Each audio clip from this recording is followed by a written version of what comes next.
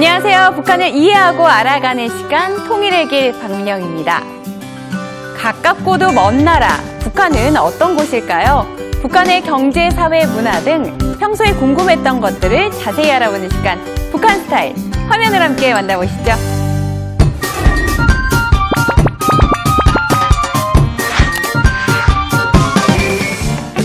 현대인들의 스트레스를 풀고 여가 시간을 재미있게 보낼 수 있도록 하는 다양한 오락시설들. 북한에서도 오락시설이 있다는 사실 알고 계셨나요? 최근 북한에서는 최신식 물놀이장과 영화관, 유원지들이 경쟁적으로 건설되고 있는데요. 그 규모와 시설은 어느 정도이며 북한이 오락시설에 몰두하고 있는 이유는 무엇인지 오늘 북한 스타일에서 알아봅니다. 네, 오늘 북한 스타일에서는 북한의 오락시설에 대해서 얘기 나눠보도록 하겠습니다. 도움 말씀 주실 중앙일보 통일문화연구소의 이영종 소장님, 탈북인 김지영 씨 나오셨습니다. 안녕하세요. 네, 안녕하십니까. 네, 최근 몇 년 사이에는 북한에서 오락시설 건설 붐이다라는 말이 유행할 정도로 많은 오락시설이 생겼다고 하는데요. 북한하고 오락시설, 좀 상상이 잘 되지 않는데 어떤 것들이 있나요? 네, 일단 뭐 종합 워터파크라고 할 수 있는 문수 물놀이장이 있고요. 네. 그다음에 이제 능라인민유원지는 우리로 말하면 뭐 종합 유의장, 뭐 이렇게 북한에서 또 부르는 거고, 마식령 스키장, 뭐 이런 것들이 있습니다. 그런데 이런 것들이 이제 김정은 시대 등장과 함께 속속 이제 건설되거나 아주 현대적으로 리모델링되고 있다는 특징이 있는데요. 기본적으로 김정은이 10대 때 이제 스위스에서 조기 유학을 하면서 네.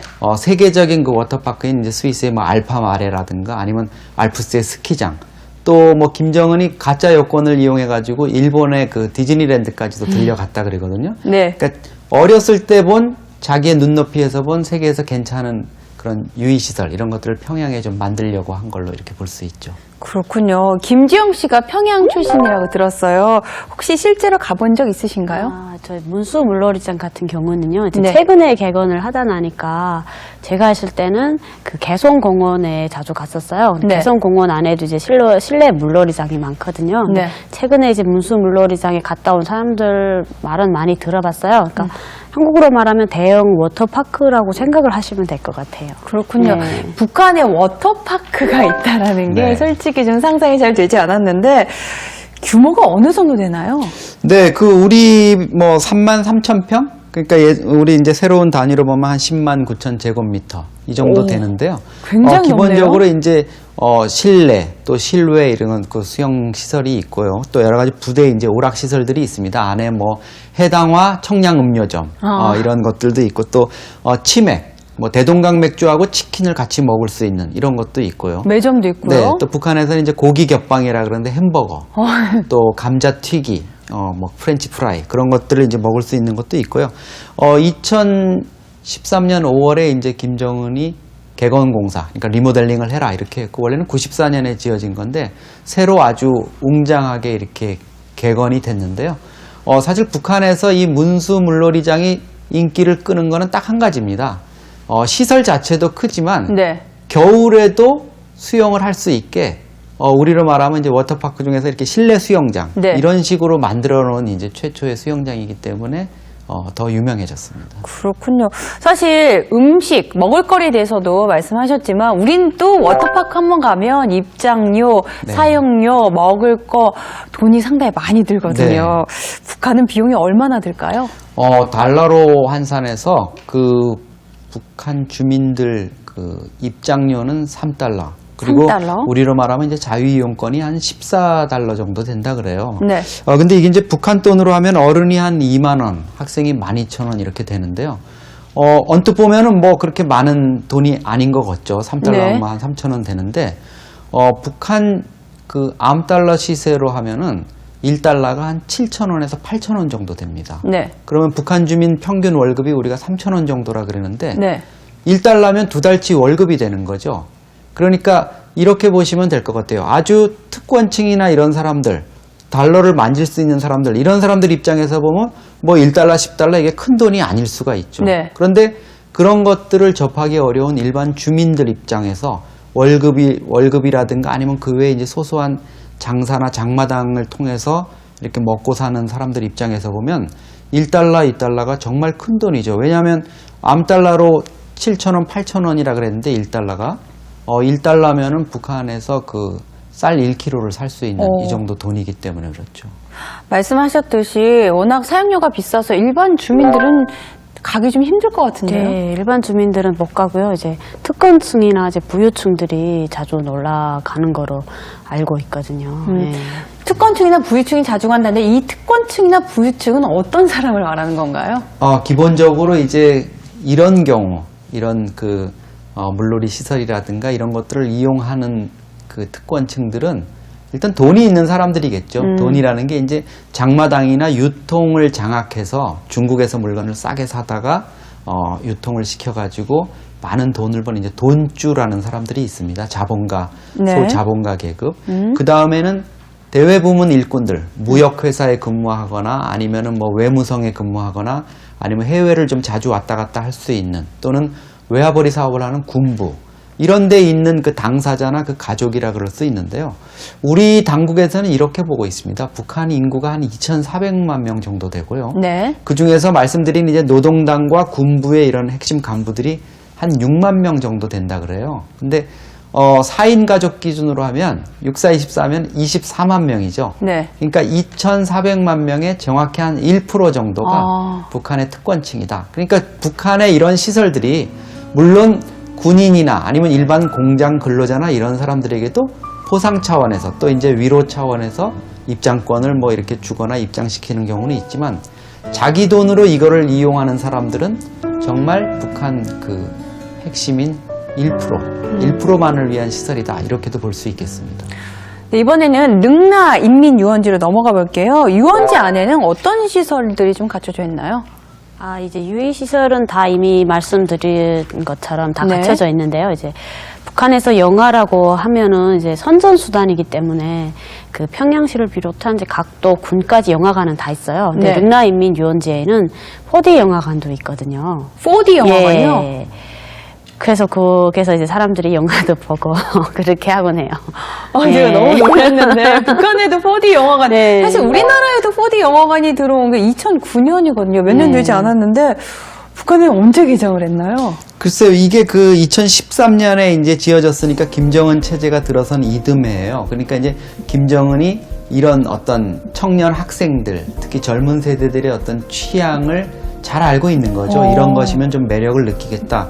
사실 과거에 이제 북한의 노동당 간부나 그 경제 시찰단으로 2002년 가을에 이제 장성택 지금 처형됐지만 네. 국방위 부위원장이나 이런 사람들이 남쪽에 온 적이 있습니다. 제가 그때 이제 수행 취재를 했는데 그때 사실은 3D 입체 영화만 이렇게 안경을 끼고 보면서도 이 사람들이 너무너무 놀랬거든요. 네. 근데 지금은 이제 북한에 4D 영화관이 이렇게 생겼으니까 그 주민들, 정말 외부 문물을 접하지 못했던 그분들의 어떤 충격이나 이런 거는 어마어마하다고 할 수 있죠. 사실 저도 아직까지 4D 영화 보면 네. 굉장히 신기하거든요. 시설은 우리나라와 좀 비슷한가요?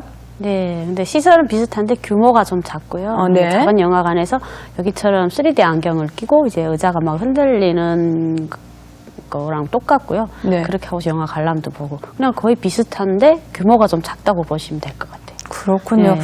사실 뭐 북한은 대부분 선동 영화들이 많은데 4D 영화관에서는 어떤 영화들을 좀 상영할지 궁금하거든요. 네, 그게 이제 사실은 좀 북한의 어떻게 보면 고민일 수도 있는데요. 북한 체제나 우상화, 김정은 찬양 이런 거를 4D로 만들 수는 없잖아요. 네. 그러다 보니까 이제 역시 4D는 지금 보면은 과학 영화, 그러니까 과학 현상이라든가 자연 현상 이런 걸 보여주는 게 있고 또 이제 애니메이션이 많은 것 같아요. 아직까지는 그게 이제 북한이 사실 애니메이션 분야는 상당히 발달해 있거든요. 네.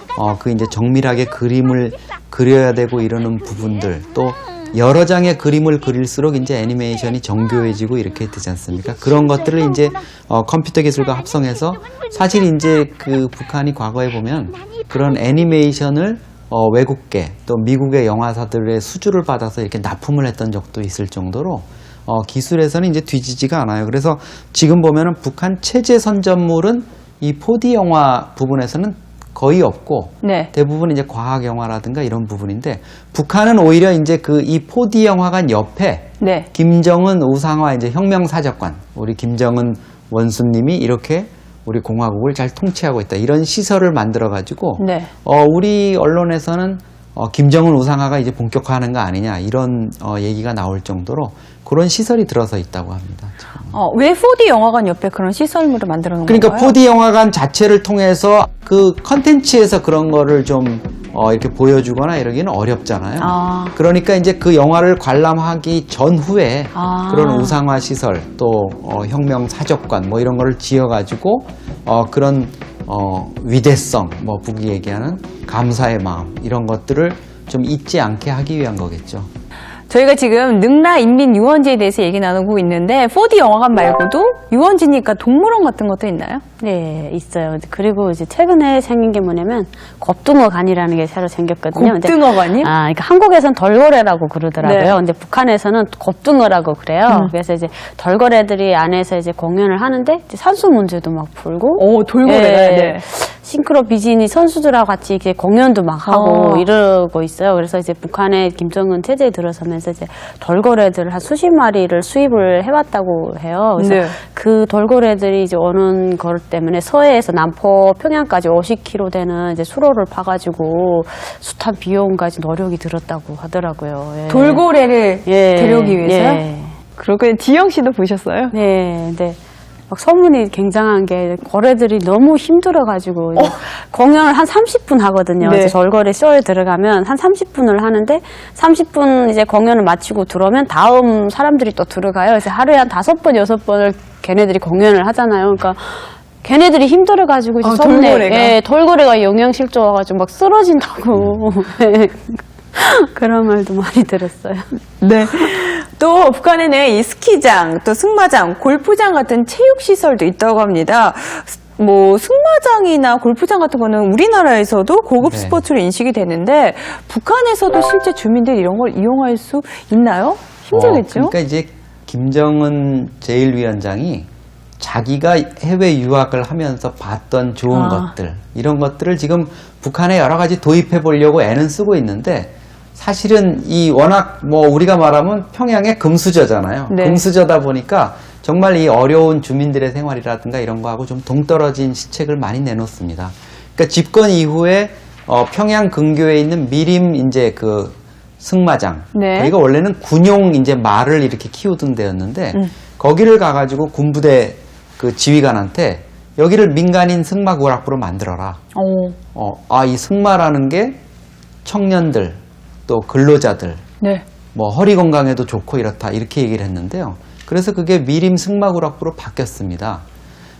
그런데 우리가 OECD 국가인데도 우리나라 승마 인구가 전체 인구의 0.25%거든요. 말을 한 번 정도 타본 사람들이. 그러면 평양에서 아무리 뭐 특권층들이 있고 이렇다 그러지만 정말 말을 레저로 타본 사람들이 얼마나 될까. 그렇지만 김정은의 이런 지시 때문에 지금 북한 TV에서는 승마 프로그램도 나오고요. 또 뭐 이렇게 승마복을 이렇게 딱 갖춰 입은 젊은 여성이 이렇게 말을 타는 모습들 이런 것들이 연출이 되고 있죠. 그러니까 이 김정은의 눈높이와 북한 경제의 어떤 실상과의 괴리가 지금 이런 좀 상황을 만든다고 볼 수 있습니다.